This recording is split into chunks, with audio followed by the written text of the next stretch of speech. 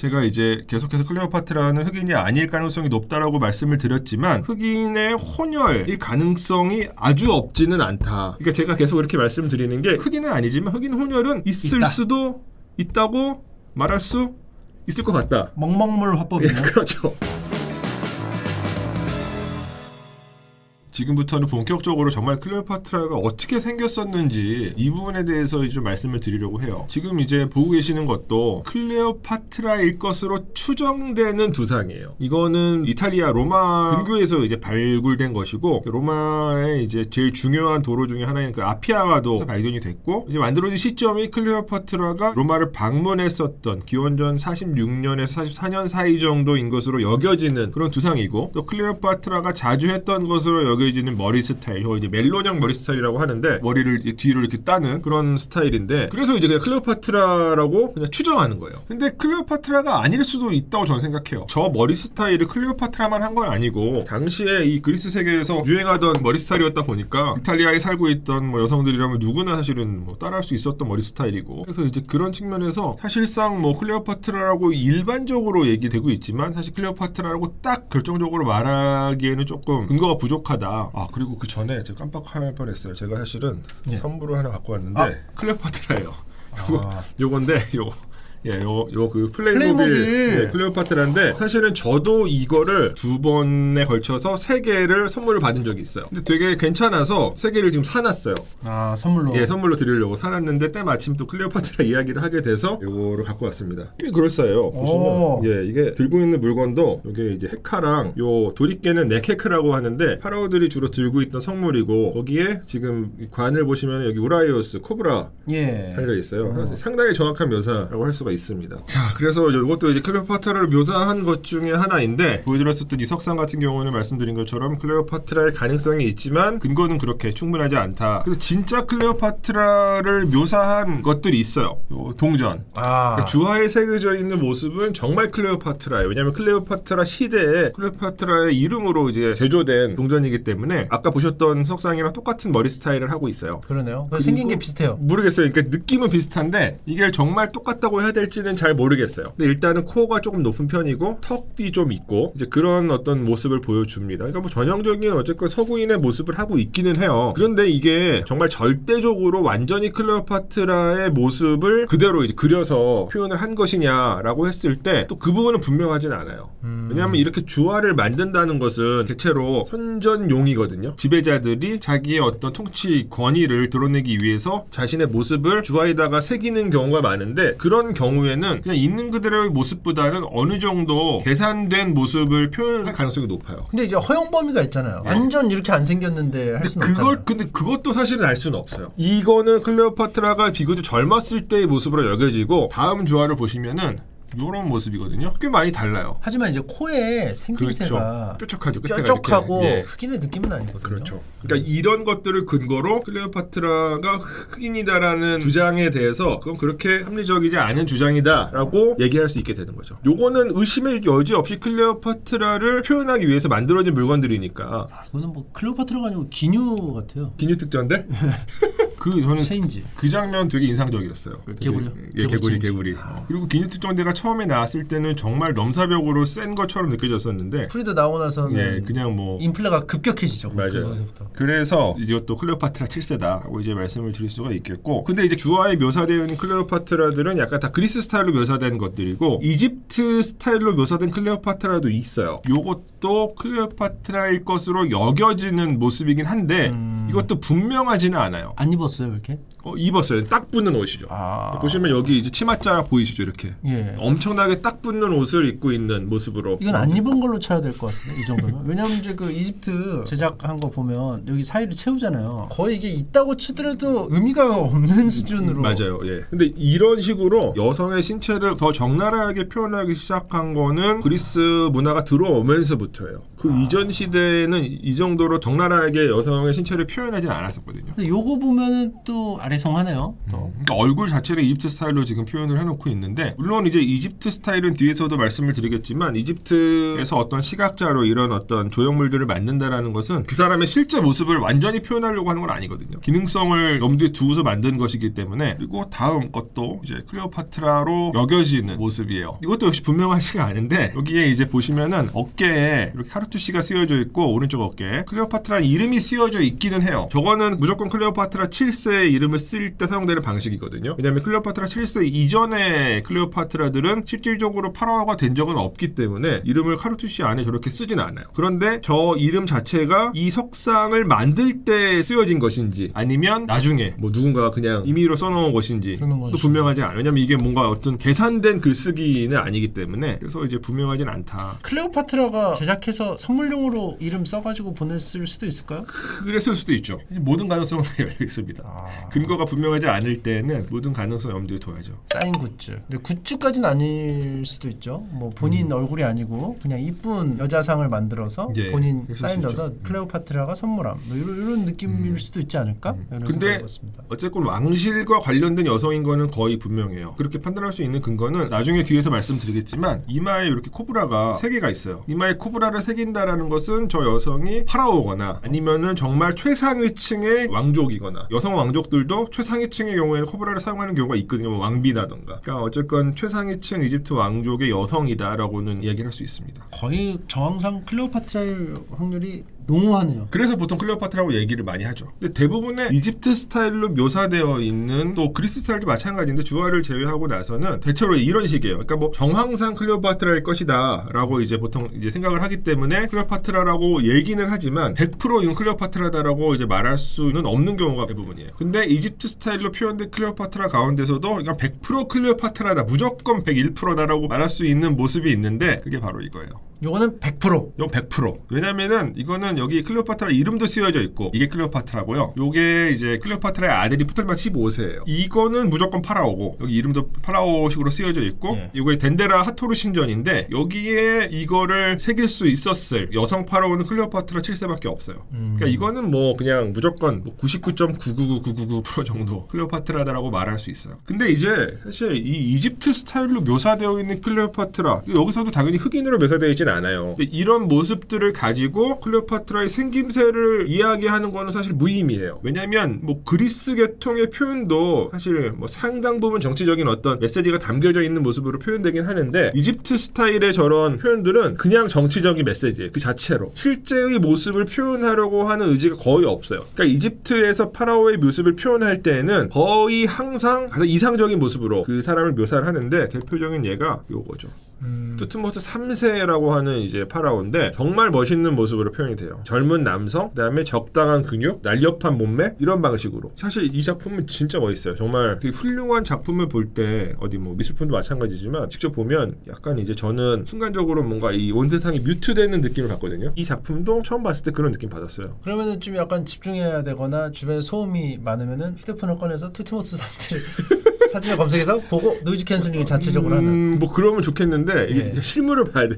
아 실물로 봐야. 실물로 봐야 사진으로 돼요. 봐서는 그러니까 캔슬링이 안 되고. 실물로 봐야지 그런 느낌 받는 경우가 많은데 뭐 저는 이제 이 유물도 사실 그랬고 지금 딱 생각나는 게 그 베르메르라고 하죠. 네덜란드 화가가 그린 진주귀고리를 한 소녀 헤이그에 가서 처음 이제 직접 본 적이 있는데 진짜 그때는 와 완전 이게 막 아무것도 느껴지지 않는. 그럼 안 본 거랑 똑같네. 아무것도 안 느껴. 아니 눈만 시각만 있고 다른 건 아무것도 느껴지지 않는 그런 어떤 경험을 했어요. 그래서 와 이게 훌륭한 예술 작품 보면 몸이 먼저 반응을 한다. 그렇죠. 예. 그러면 이제 뭐 말씀하신 걸 정리를 해보면 이집트풍의 어떤 권력자를 표현하는 방법이 어떻게 보면은 다 이제 좀 비슷하게 나오니까 이상적인 모습을 그려내니까 좀 몰개성한 느낌을 받을 수도 있겠네요. 그 구분을 못할 수 있겠네요. 근데 얼굴은 개성이 좀 있어요. 얼굴은 다르고. 예, 이집트 파라오들의 석상들을 많이 보다 보면 누군지 모르고 봐도 이거는 람세스 3세인데 얘는 람세스 2세네. 이렇게 어느 정도 판단을 내릴 수 있어요. 그럼 클레오파트라도 얼굴 부분은 티가 날까요? 근데 이제 클레오파트라는 문제가 사례가 별로 없어요. 정말 클레오파트라라고 딱 단정할 수 있는 이런 형태 형태의 석상들이 없기 때문에 데이터가 많아야지 어느 정도 사람이 판단을 할 수가 있잖아요. 예. 그래서 사실은 그게 어려워요. 근데 이집트적인 맥락에서 저런 석상을 만드는 거는 무엇인가 메시지를 담아서 만들거든요. 이런 것들은 그 파라오가 갖고 있는 어떤 이상적인 신성성 이런 것들을 표현하기 위해서 만든 거고, 또 굉장히 특별한 사례가 하나 있는데 완전 달라요.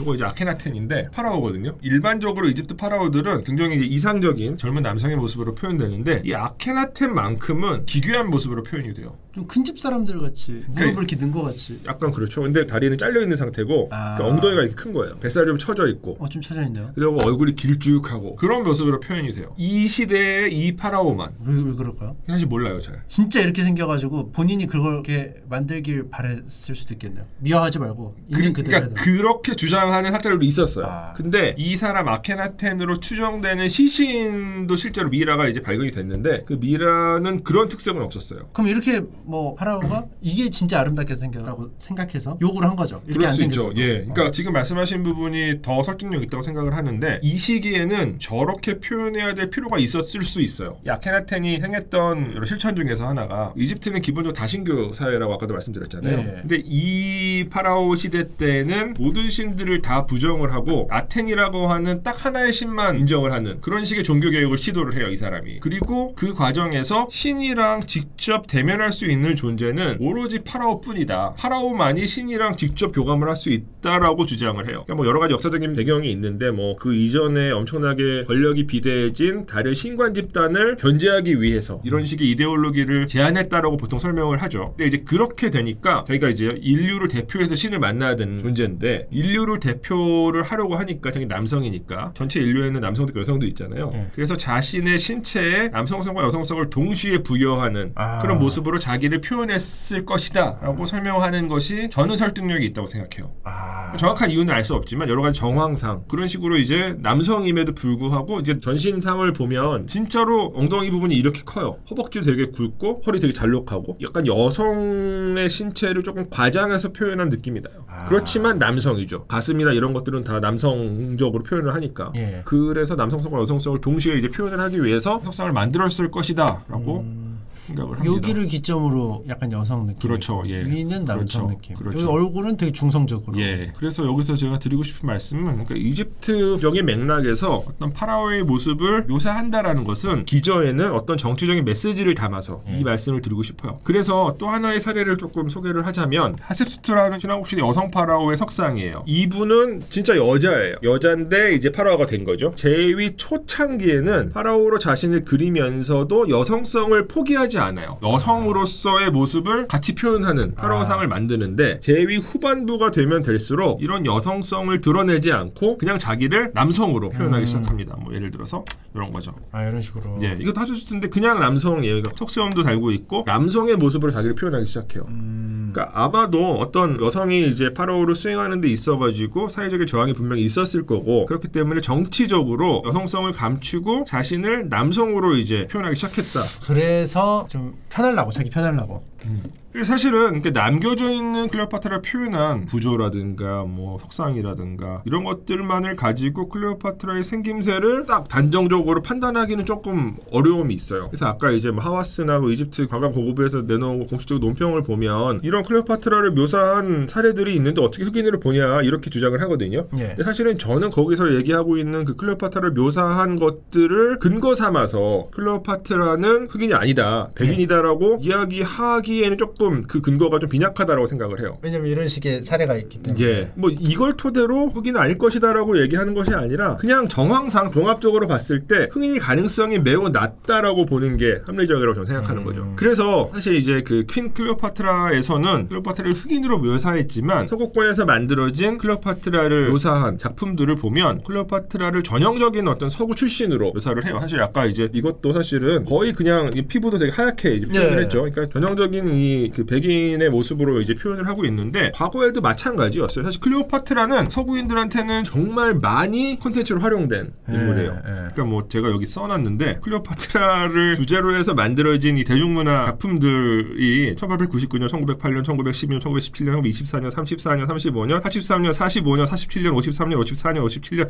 62년, 63년, 63년에 3편이나 나왔다고 하고요. 엄청 많네요. 64년, 68년, 70년, 70년에 2편이 나왔고 72년, 92년, 99년, 2019년, 2002년, 2005년, 2006년 이렇게 계속 클레오파트라가 반복적으로 이 컨텐츠로 사용이 되고 있어요. 그만큼 이제 인기가 많은 소재라고 말을 할 수가 있죠. 근데 그 작품들 대부분에서 클레오파트라는 이제 여기서도 마찬가지지만 예. 전형적인 서구인으로 이제 표현이 되기는 해요. 뭐 예를 들어서 1945년 카이사르와 클레오파트라에서 비비안 리가 클레오파트라 역할을 맡았죠. 예. 비비안 리 혹시 아시나요? 비비안 리 들어봤습니다. 바람과 함께 사라지다. 작품은 제가 안 봐가지고. 스칼렛 오하라 역을 했었던 뭐 당시에 뭐 최고의 배우였었고, 그리고 63년에 엘리자베스 테일러 역시 당대 최고의 배우였죠. 그리고 뭐 이건 좀 비교적 최근인데 2002년에 모니카 벨루치가 또 클레오파트라 역할을 맡았어요. 이것처럼 굉장히 전형적인 그 당대의 서구권의 미녀들이 클레오파트라 역할을 이제 맡았습니다. 근데 이제 이 부분에 대해서 오랫동안 비판이 있기는 했어요. 정말 이거는 서구권에서 재조정된 클레오파트라의 모습이다. 서구권이 그냥 생각하는 일반적인 어떤 미의 기준을 집어넣었다. 예. 그런 식으로 비판이 있었고, 사실 이게 최근에 이제 공개된 이 킹 클레오파트라는 그것에 대한 뭔가 반대급부로 만들어진 작품인 것 같아요. 그러니까 문제 의식을 수용을 했지만 기존에 존재했었던 클레오파트라에 대한 비판 의식을 가지고서 작품을 만들었지만 너무 많이 간 거죠. 좀 극단적인 어떤 세계관을 가져다가 사용한 것으로 저는 생각을 해요. 이게 그냥 일반적인 창작물이면은 아무런 그렇죠. 얘기가 없었을 텐데 이게 다큐기 때문에 예. 얘기가 있지 않았을까. 그러니까 일반적인 창작물이었어도 아마 굉장히 많은 논란을 불러일으켰을 텐데 이 작품은 드라마가 아니라 다큐멘터리로 표방하고 있거든요. 저는 사실 이 작품은 어떤 그 실제적인 역사적 상황을 설명하기 위한 다큐멘터리라기보다는 어떤 정치적인 입장을 전달하기 위한 일종의 정치적 선전물 정도라고 저는 생각을 해요. 뒤에서 좀 더 자세하게 이제 말씀을 드리겠지만, 그럼 역사학자들이나 일부 이런 분들은 이집트가 이용당한 거에 또 기분이 나쁘겠네요. 그렇죠. 이집트에 관심 있어서 한다는 느낌보다는 그렇죠. 예. 말하고 싶은 바가 맞아요. 따로 있고 예. 거의 이집트가 사용된 느낌이기 때문에. 예, 그래서 이집트 현지에서 지금 이제 일반 시민사회나 이집트의 여러 지식인들이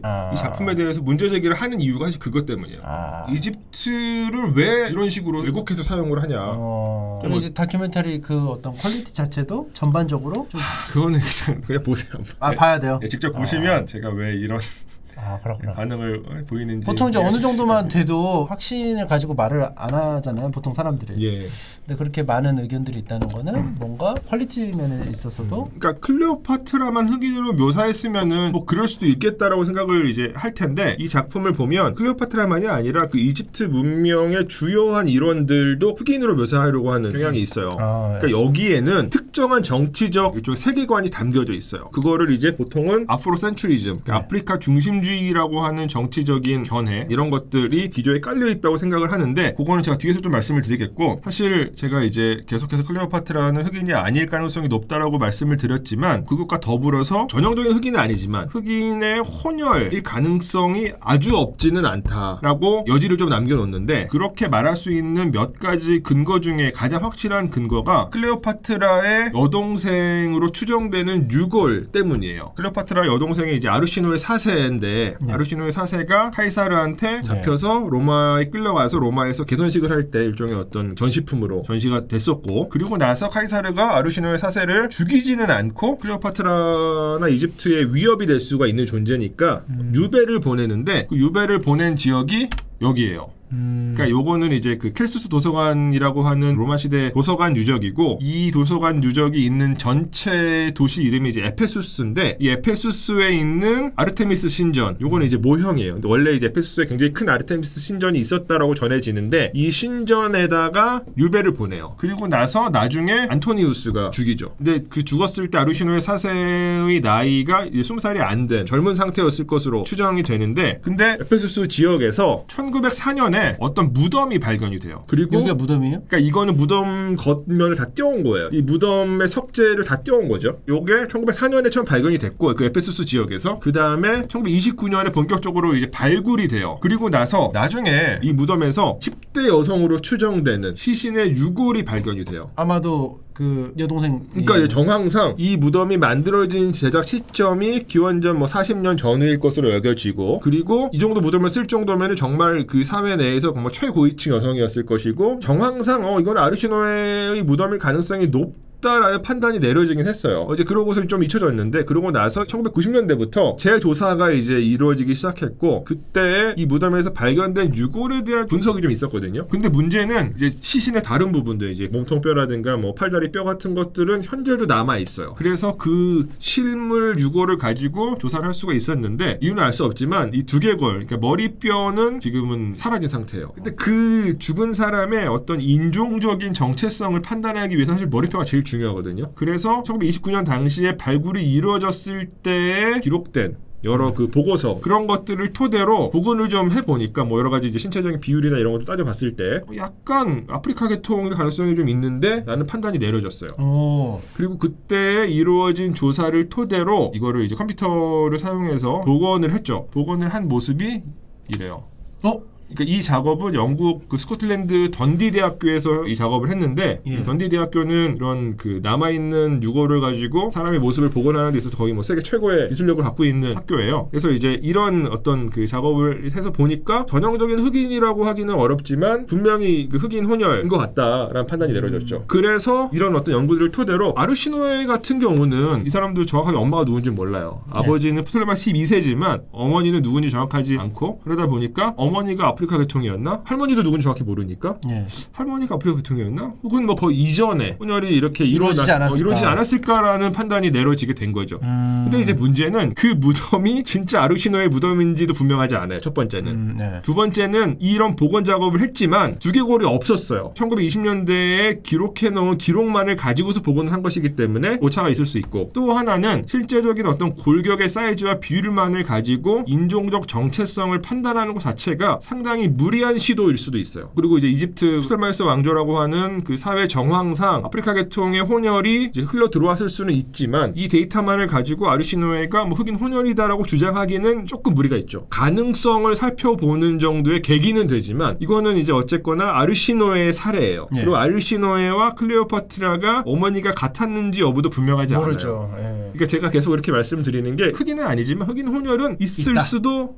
있다고 말할 수 있을 것 같다. 먹먹물 화법이네요. 그렇죠. 그냥 먹물을 넘어서. 그러니까 그 가능성에 대해서 뭐 완전히 100% 닫아놓을 필요는 없다. 이 정도인 거지. 이런 사례들을 토대로 극단적인 주장을 하기에는 굉장히 큰 무리가 따른다. 그런데 이제 이런 연구 사례가 있으니까 저쪽 클레오파트라를 비롯해서 고대 이집트 문명을 약간 이제 흑인의 문명이다. 또 클레오파트라 흑인이다라고 주장하고 싶어하는 사람들은 이걸 써먹을 수가 있죠. 그러니까 아마도 퀸 클레오파트라 제작진들은 이런 연구 사례들도 참고했을 것 같아요. 그리고 아까도 제가 말씀을 드렸지만 킹 클레오파트라 기저에는 아프로센츄리즘, 아프리카 중심주의가 저는 깔려 있다고 생각을 해요. 뭐 저만이 아니라 킹 클레오파트라 다큐멘터리를 비판하는 여러 사람들도 다 비슷한 얘기를 하는데 그 아프로센츄리즘이라고 하는 것이 미국에서 형성된 대안적 세계관이거든요. 그러니까 그 당시 20세기 중반에 이제 미국에서 흑인들이 흑인 민권 운동을 본격적으로 시작을 했죠. 뭐 예컨대 마틴 루터 킹이라든가 조금 이제 과격한 쪽으로는 뭐 말콤 X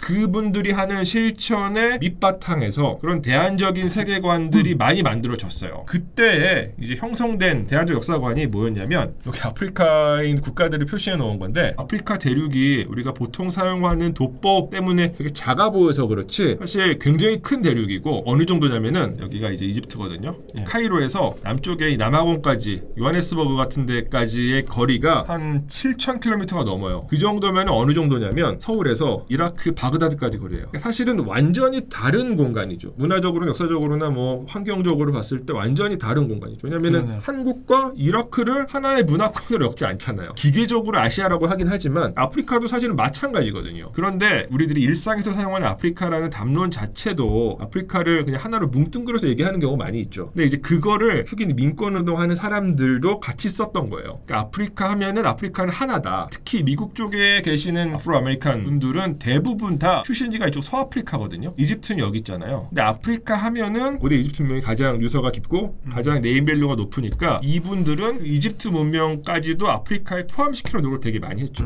의식적으로 그런 어떤 역사적인 설명들이 만들어졌고 이게 유통이 되면서 미국에 계시는 흑인 분들이 자동적으로 이집트는 흑인의 문명이다라는 굉장히 정확하지 않은 역사의식을 갖게 된 거죠. 그러니까 한국에서도 이제 한반도의 고대사를 확장시키려고 하는 분들 중에서 예컨대 저기 그 이제 이라크 지역에서 발생했던 수메르 문명도 배달 민족의 문명이다라고 주장하시는 분들이 있죠. 굉장히 비슷한 모습이에요. 그러니까 굉장히 대안적인 역사관인데 근거는 되게 빈약한. 약간 결과를 먼저 생각하고 거기에 과정을 붙이는 그렇죠. 증거를 예. 뒤에 붙이는 느낌으로 예, 좀 그렇죠. 가는 거 그렇죠. 것 같아요. 그래서 이제 그 넷플릭스 다큐멘터리도 보시면 그분도 이제 뭐 교수긴 교수인데 그분이 나오셔가지고 우리 할머니가 고대 이집트 문명도 다 흑인들이 만든 거다라고 말씀하셨다라는 인터뷰를 해요. 근데 그게 어떤 정확한 근거가 있는 주장이 아니라 그 당시 20세기 중반부터 미국에서 이제 행해지던 흑인 인권운동의 어떤 정신적인 밑바탕이 되었던 역사관인 거죠. 할머니가 누군데요? 그냥 할머니? 그냥 할머니. 자기 할머니. 네. 그렇다면 제가 지금 무슨 소리를 해놓고 뭐 소영이 딸이 뭐 소영이 아들이 우리 할아버지가 그랬으니까 맞아라고 하면 그거죠.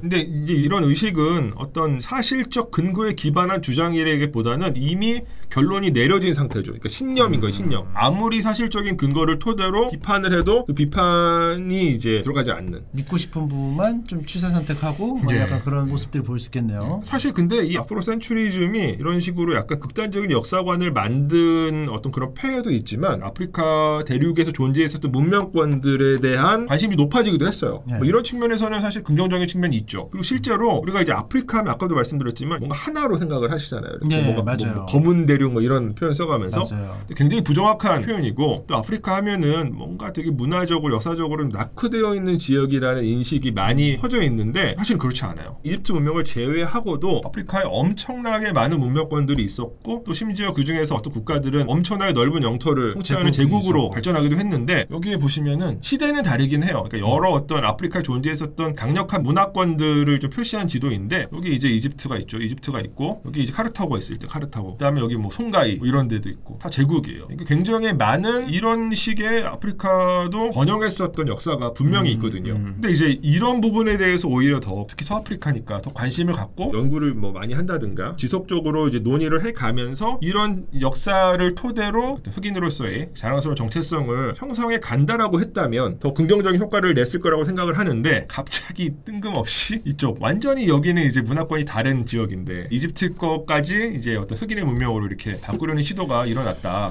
좀 쉽게 가려고 하다가 그런 것 같아요. 그쵸. 이집트가 이미 예, 연구가 맞아요. 많이 예, 돼 있고 맞아요. 사람들이 예. 다 알고 있고 예, 브랜드가 있기 때문에 이런 우리가 잘 모르는 제국들을 연구해서 하기에는 자료도 부족하고 하니까 예. 이제 좀 빨리 가려고 쉽게 가려고. 그러니까 워낙 이집트는 전 세계 모든 문명권 중에서 가장 압도적인 네임밸류 갖고 있으니까 그 네임밸류를 이제 그냥 편하게 써먹으려고 하다가 이제 이런 조금 극단적인 어떤 모습을 보이게 된 게 아닌가 이런 생각을 합니다. 그리고 막 보면은 막 인종도 되게 많잖아요. 엄청 다양하죠. 키가 엄청 큰 예, 인종도 예. 있고 키가 엄청 작은 예. 인종도 있고 막 우리도 이제 사실 외국인의 눈으로 봤을 때 동아시아인들 외국인들 눈에는 구분하기 힘든 예. 것처럼 차이가 분명히 있고 제가 이제 또 여기서 드리고 싶은 말씀은 고대 이집트 문명은 일반적인 의미의 흑인 문명은 분명히 아니었어요. 이집트인들 자체가 자신들을 흑인으로 규정하지 않았고 자신들과 남쪽에 그러니까 누비아 쪽 여기는 일반적인 의미의 흑인들이 살고 있는 지역이거든요. 그래서 이 지역에 살던 사람들과 자신들을 분명히 구분을 했어요. 뭐 예컨대 요거는 이제 그 메세우티라고 하는 귀족의 무덤에서 나온 병사상이에요. 40명 정도의 병사가 쭉 서 있어요. 근데 이 사람들은 피부색이 약간 붉은색으로 이제 칠해져 있죠. 이렇게 표현하면 이거는 토착 이집트인이에요. 그리고 이것과 한 세트로 나온 또 다른 목상이 있는데 이거는 이렇게 생겼어요. 완전 다르죠. 예. 이 사람들이 누비아인들이고 이 사람들이 흑인들이에요. 그러니까 이집트인들은 원래 토착 이집트인들이랑 흑인들을 분명하게 구분을 했어요. 그리고 이제 여기서는 이제 피부색만 다른 게 아니라 입고 있는 옷도 좀 달라요. 보시면 이 누비아 분들은 굉장히 짧은 초미니 스커트를 그러네요. 입고 있고 그러네요. 이집트인들은 그냥 미니 스커트를 입고 있죠. 그리고 들고 있는 무기도 이집트 이 보병들은 창이랑 방패로 무장을 하고 있는데 반해서 이 누비아인들은 활을 들고 있어요. 누비아 사람들은 굉장히 이른 시기부터 이 궁병이 유명했어요. 이집트 사람들이 이제 누비아 지명을 부르는 여러 이름들 가운데 타세티라는 지명이 있는데 활의 땅이란 뜻이에요. 그러니까 이제 활 잘 쏘는 민족으로 유명을 했었고 지금 이 사람들 누비아 병사들인데 이 사람들은 이집트 부대에서 용병으로 활약하고 있는 사람들이에요. 나중에 이집트가 히타이트나 아시리아나 바빌로니아 이런 국가들하고 싸울 때에도 이집트 북부 전선에도 이제 나가서 아시아 사람들이랑도 싸웠던 것으로 생각이 되죠. 그리고 재미있는 거는 이것도 이제 여러 설 중에 하나긴 한데 저 지금 머리 있잖아요. 머리 단발머리. 예. 저게 실제로 머리가 아닐 가능성이 있어요. 헬멧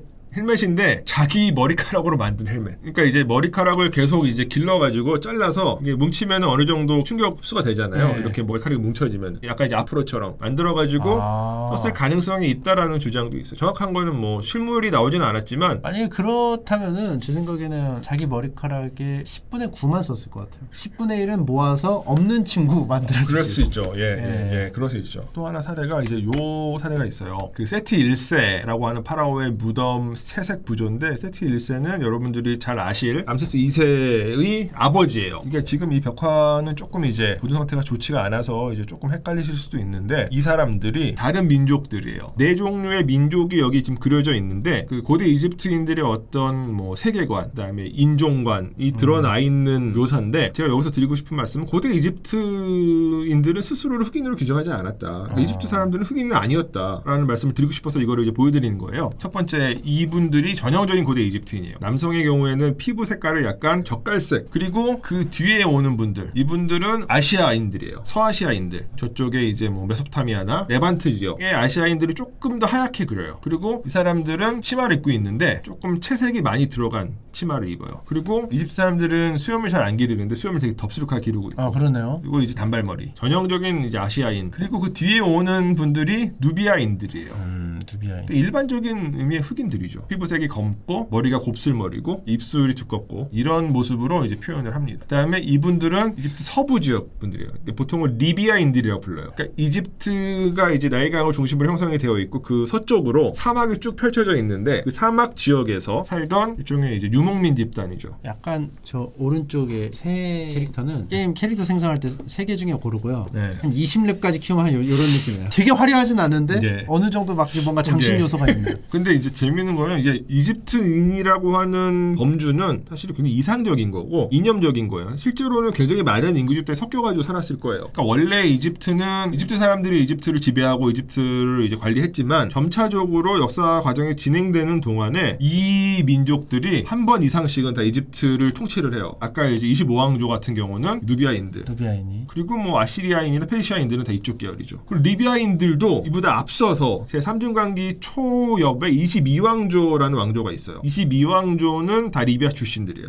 그 왕조의 파라오들은. 그러니까 이집트는 언제나 왕조도 바뀌고. 예, 인종적으로는 상당히 열려 있었던 사회인 것 같아요. 그러니까 이집트인으로서의 정체성은 이런 피부색이나 출신이라기보다는 이집트라는 공간에 사는 게 중요했던 것 같아요. 이민자 집단들이 이집트에 들어오면은 결국에는 다 이집트인으로 받아들여지고 이 사람들이 권력을 잡아도 사회적인 저항이 그렇게 크지 않았던 것 같아요. 그리고 실제로 이 이민자들이 이집트 내에서 상당히 고위층까지 올라간 사례들이 상당히 또 많이 확인이 돼요. 뭐 예컨대 마이헤르프리라고 하는 사람이에요. 이 사람은 상당히 고위 관료까지 장관급까지 올라가요. 분명히 이 사람은 누비아 출신이에요. 이름도 그렇고 이 사람 자체의 모습도 검은색 피부로 이제 묘사가 됐으니까. 근데 그냥 고위층까지 올라간 것뿐만이 아니라 이 사람은 나중에 무덤도 보통은 이제 왕들만 만들 수 있는 그 왕들의 계곡에 무덤을 만들 수 있게 허락을 받아요. 엄청나게 입지가 대단한. 그렇죠. 예. 그러니까 뭐 파라오한테 굉장히 총애를 받았고, 예. 그러니까 뭐 이런 점들을 놓고 보면은 이집트인들이 인종적으로 어떤 차별을 되게 심하게 하진 않았을 가능성이 높다. 그리고 이민자들도 이집트에 와서 잘 이집트화 돼서 살기만 하면은 이집트에서 성공할 수 있었다. 근데 또 어떻게 생각하면은 이 사례가 많지 않다면 이 사람이 예. 엄청나게 특출나지 않으면 또 차별을 받았을 수도 있는. 그랬을 수도 있죠. 근데 사례가 꽤 있어요. 아, 꽤 있어요. 예, 그러니까 이런 식으로 분명히 이민자인데 상당히 고위층까지 올라가는 사례들이 꽤 나타나요. 이 사람은 이제 이름 자체가 이제 아파르 엘이라고 하는데 예. 아메라투프 3세 시대의 총리까지 오른 사람이에요. 근데 아파르 엘은 이집트 이름이 아니에요. 이거는 아시아 계통의 이름이에요. 엘이 저쪽 그 세모 계통에서는 이제 신이거든요. 아파르 엘 하면은 신의 하인 이런 뜻의 세모 계통의 이름이거든요. 그러니까 이집트 이름이 아니에요. 이미 1세대인지 2세대인지 3세대인지는 알 수 없지만 자기 집안의 출신 지역은 이집트가 아니라 저쪽 바깥에 팔레스타인 지방이라고 할 수 있는 거죠. 그런데 들어와서 파라오 왕족이 아닌 신분으로는 올라갈 수 있는 최상위까지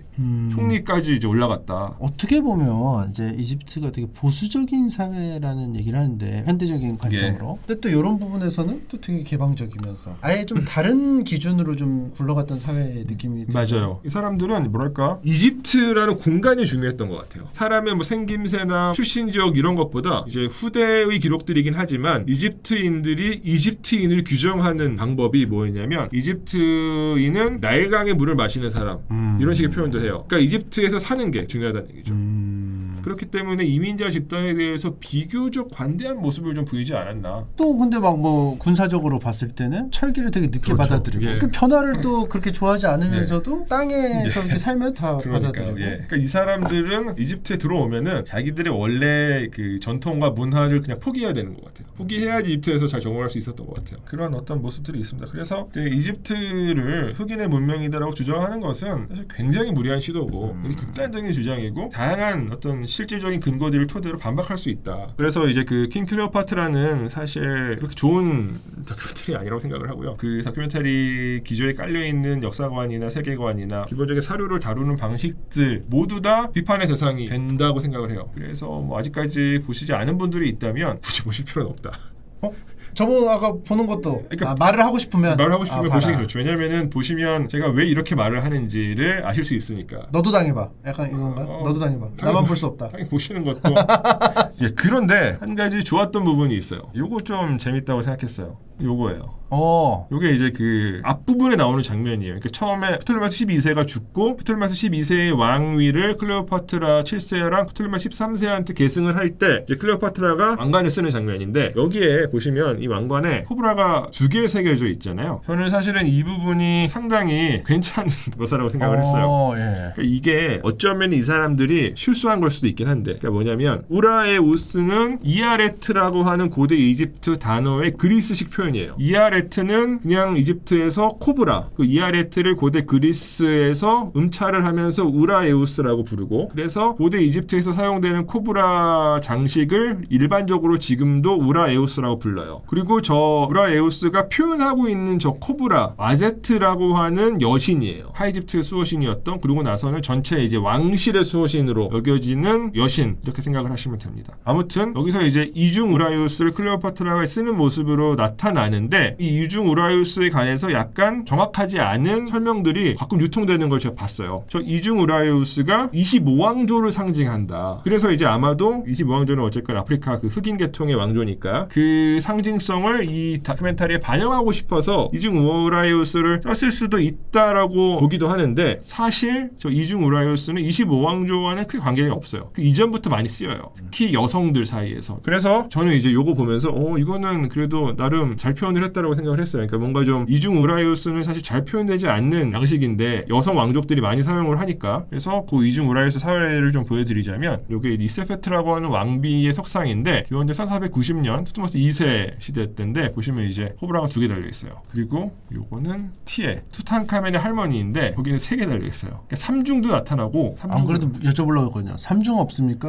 3중도 있어요. 왜냐하면 2중만 있으면 내가 2중보다 좀 더 강한 느낌을 좀 표현하고 있을 것 같은데 3중만 있는 것도 아니고 다중도 있어요. 그것도 이제 보여드릴게요. 쭉 두르는 경우도 있나요? 예, 있어요. 네. 있어요. 요거는 이제 역시 티의 목상인데 여기는 이제 떨어져 나갔지만 흔적은 있어요. 2개가 달려 있었던. 얼굴 표정이 너무 생동감 있네요. 너무 멋지죠 이거. 예. 이렇게 이제 상으로만 만들어지는 게 아니라 이렇게 부조에서도 표현이 돼요.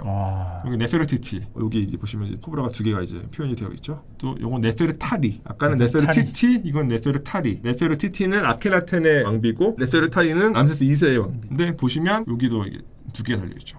얘는 이마에는 이제 2개가 달려 있잖아요. 여기 이제 다 쭉 둘고 있죠. 다중입니다. 이건. 다중. 예. 쫙 돌려버렸네요. 예. 그리고 이거는 이제 전부 다 신왕국 시대의 사례들인데 정말로 클레오파트라가 이제 살았었던 프톨레마이스 시대 때에도 똑같이 왕실의 여성들은 이중 우라에우스를 많이 써요. 요거는 아르시노에인데 이게 아르시노의 4세인지 3세인지 2세인지는 몰라요. 근데 그냥 아르시노에라고 보통 생각이 되는 이제 이중 우라에우스가 달려 있죠. 이것도 이런 식으로 여성 권력자들이 주로 쓰는 이중 우라에우스를 다큐멘터리를 사용해서 여성인 클레오파트라가 이중을 쓰네. 이거는 괜찮다. 표정이 좋은데? 사실 저 장면이 그 예고편에서부터 나왔거든요. 저는 예고편 보고서 이거는 조금 괜찮네.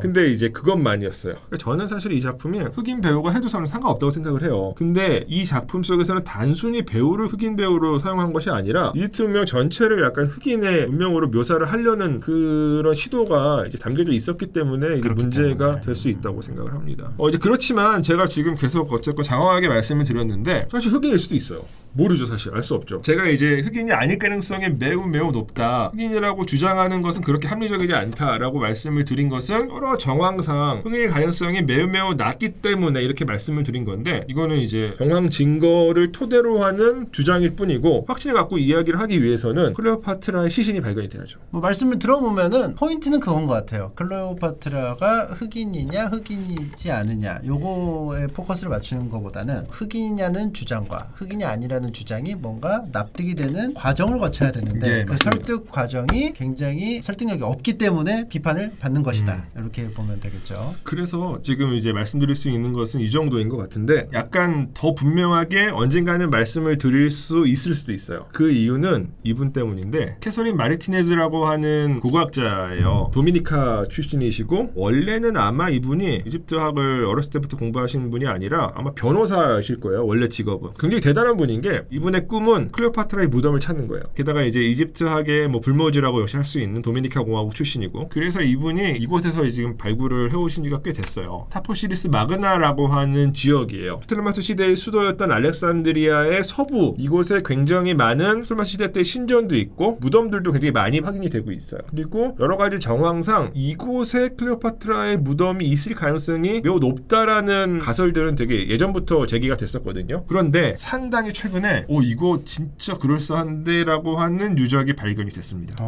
요거예요. 2022년에 발굴 결과가 이제 발표가 됐는데, 맞배 형태의 천장 구조를 갖고 있는 어떤 굉장히 긴 복도가 발견이 됐어요. 무덤으로 향하는 복도일 가능성이 매우 높아요. 이 사진 이외의 다른 자료들은 공개되지 않았는데, 기사 내용을 살펴보면 복도가 수십 미터가 이어지고 그 앞쪽은 약간 물에 잠겨 있어가지고 지금은 이제 거기를 통과하지 못하고 있는데, 이 통로가 굉장히 중요한 사람의 무덤으로 향하는 연도일 가능성이 높다라고 판단을 하고 있어요. 그러니까 진짜 클레오파트라의 무덤으로 가는 복도일 수도 있죠. 그리고 클레오파트라의 무덤은 한 번도 어서 이제 그 흔적이 나왔던 적이 없어요. 뭐 예컨대 도구를 당했다라면은 뭐 관련된 유물이 암시장에서 떠돌아다니는 모습도 확인이 됐을 텐데, 그렇지도 않고, 그렇기 때문에 어딘가에 진짜 그냥 알려지지 않은 상태로 놓여져 있을 가능성이 좀 높다라고 저도 생각을 하고 있는데, 그래서 이 발굴 과정에 대해서 좀 기대를 하고 있어요. 진짜 어쩌면은 이거 클레오파트라 무덤이다라는 확실한 발표가 나올 수도 있죠. 만약에 도굴되지 않은 상태라면 아마 시신이 남겨져 있을 수도 있고, 그러면 그 시신을 통해서 클레오파트라는 이렇게 생겼었구나 라고 충분히 판단할 수 있게 되죠. 아마 이제 진짜 클레오파트라의 무덤이 발견이 된다면 고고학 역사상 가장 중요한 발굴이 될 가능성이 높죠. 근데 이제 진짜 이 무덤을 가서 조사를 해서 클레오파트라 이제 그 근데 흑인이야.